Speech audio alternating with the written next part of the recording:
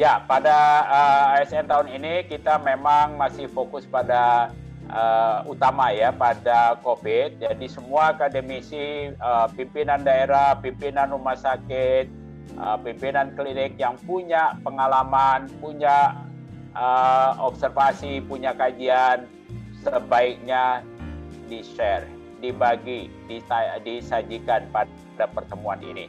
Ya, masukkan abstraknya supaya bisa kita kaji dengan baik, ya, supaya yang bagus akan diberikan kesempatan untuk disajikan, dipublikasi.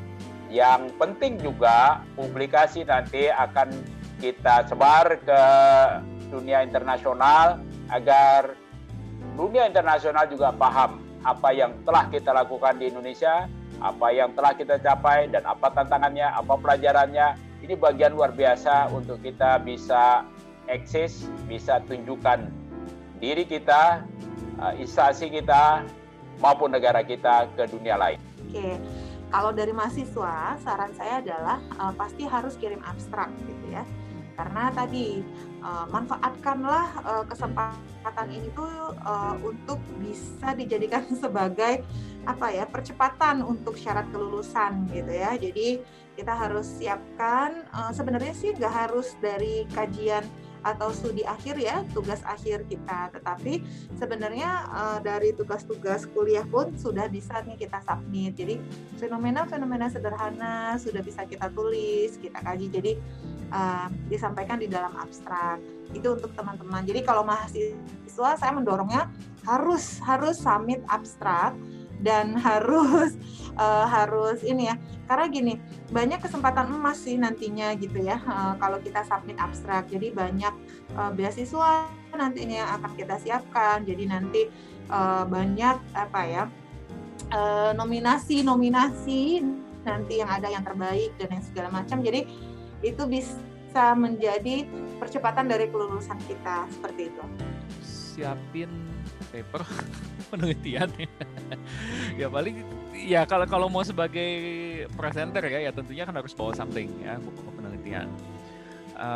Kemudian mungkin balik lagi ke si paper tadi ya. Kenapa paper itu menjadi penting? Karena si ide-ide penelitian ini itu yang nanti akan di-share kan selama conference ini ya. Untuk yang lain gitu, maksudnya kita mungkin udah tahu metodenya begini gitu, tapi kalau ini kita share ke orang lain itu kan akan bermanfaat ya. Barangkali kita dapat masukan juga dari orang lain gitu. Ya. Jadi emang ya namanya juga academic conference ya, jadi itu yang penting gitu ya, harus disiapkan juga. Yang bisa di-prepare ya tergantung kita nanti akan memposisikan diri sebagai peserta pasif atau aktif. Kalau peserta aktif, memang kalau berminat akan mengajukan makalah, bisa memilih antara oral presentation atau poster. Tentu saja harus menyediakan ya semacam makalah lah, nanti akan ada garis besar aturannya oleh panitia. Kalau makalah oral presentation itu seperti apa, kemudian kalau yang poster itu seperti apa, semua ada aturannya. Berdasarkan apa? Ya kita sebelumnya mungkin sudah melakukan kajian-kajian yang terkait dengan topik dan subtopik ya yang ada di yang sudah diedarkan ini. Saya kebetulan kan sekarang ini topiknya ke arah protecting people, Indonesia's lessons from the COVID-19 pandemic health economic point of views. Jadi memandang pandemi COVID ini dari sisi health economics. Tentu saja banyak makalah yang terkait dengan itu. Tapi jangan lupa tetap disediakan topik-topik yang sebenarnya tidak terkait dengan COVID-19. Karena di sini ada banyak nih population health and economics in the age of COVID-19 pandemic. Itu macam-macam. Jadi mulai supply demand, inequality, mental health, health spending, social protection, health policy, dan sebagainya. Kemudian ada juga health technology assessment, HTA, ya, utilization HTA and public sector decision making, dan sebagainya. Ada tobacco control. Tobacco economics ini juga menjadi perhatian dari INAHIA gitu. Jadi kemudian ada lagi health system strengthening. Jadi tolong dipahami bahwa topiknya memang COVID, ada banyak makalah tentang COVID, tapi kami juga akan menerima makalah-makalah yang selama berkaitan dengan topik yang disajikan oleh panitia. Jadi seperti itu. Kajian ditulis sesuai dengan format, lihat penjadwalannya, kapan memasukkan abstrak, full paper, dan sebagainya. Insya Allah untuk annual scientific meeting ini makalah-makalah itu ya tentu saja yang full paper dengan standar tertentu akan dipublikasikan di dalam jurnal. Ya, jurnal yang misalnya JECI, jadi Indonesian Health Economic Association ini punya jurnal Sinta 3, yaitu Jurnal Ekonomi Kesehatan Indonesia.